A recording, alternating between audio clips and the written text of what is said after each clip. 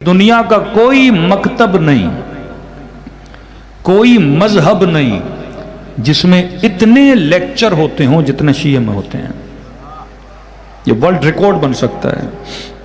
محرم اور سفر شیعہ مجلس میں آتے ہیں کہ اہل سنت کے عالم دین تھے، کہہ رہے تھے مولانا آپ لوگ بڑے خوش نصیب و شیعہ مولوی ہیں۔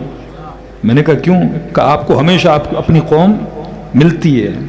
کہ ہم تو جمعے کا انتظار کرتے ہیں، ہاں اس میں بھی بوڑھے حضرات زیادہ آتے ہیں، تھوڑے بہت جوان آ جاتے ہیں، خواتین نہیں ہوتی، بچے نہیں ہوتے، لیکن جو پلیٹ فارم اہل بیت نے آپ کو دیا ہے، جس میں بوڑھا بھی بیٹھا ہے، بچہ بھی بیٹھا ہے، مائیں بھی بیٹھی ہیں، بہنیں بھی بیٹھی ہیں، اور یہ نہیں کہ اگر آفیسر ہے تو اوپر بیٹھے گا،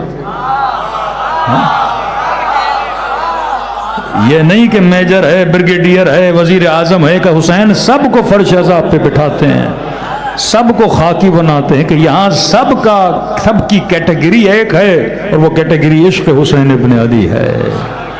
یہاں پہچان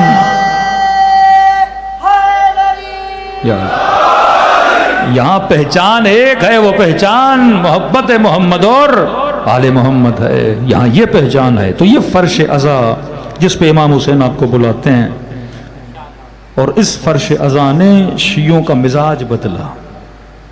میں ہمیشہ کہتا ہوں کہ خود اہل بیت کا چاہنے والا کہ جو 2 مہینے مجلس حسین سنے، اب یہ ایام ختم ہوں گے، پھر فاطمیہ شروع، پھر مہینہ 1.5 جناب سیدہ کے فضائل سنیں، پھر رجب شعبان ولادتیں سنیں، پھر رمضان کا مہینہ اللہ کا ذکر، اہل بیت کا ذکر، امیر المومنین کی شہادت کی مجلسیں سنیں، پھر رمضان نہ بھی ہو، کوئی عام دن ہو تو گھر میں کوئی اللہ نے اولاد دی اس خوشی میں مجلس کروائے، کوئی نظر کی نیا گھر لیا اس میں ذکر اہل بیت کروائے۔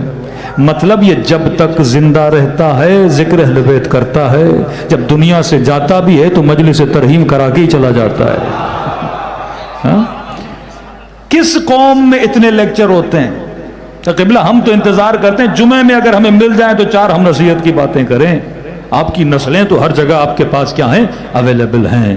تو کل حسین امت کے لیے نعمت تھے، آج حسین کی مجلس امت کے لیے نعمت ہے۔ دوسرا جملہ سنیے کہ کل ابا عبداللہ الحسین نے اسلام بچایا، کہ اگر امام حسین نہ ہوتے یا آج دینی غیرت جو معاشرے میں پائی جاتی وہ نہ ہوتی، اور آج اگر اسلام کی عزت کو کوئی بچا رہا ہے تو وہ فرش عزا پہ بیٹھنے والے بچا رہے ہیں۔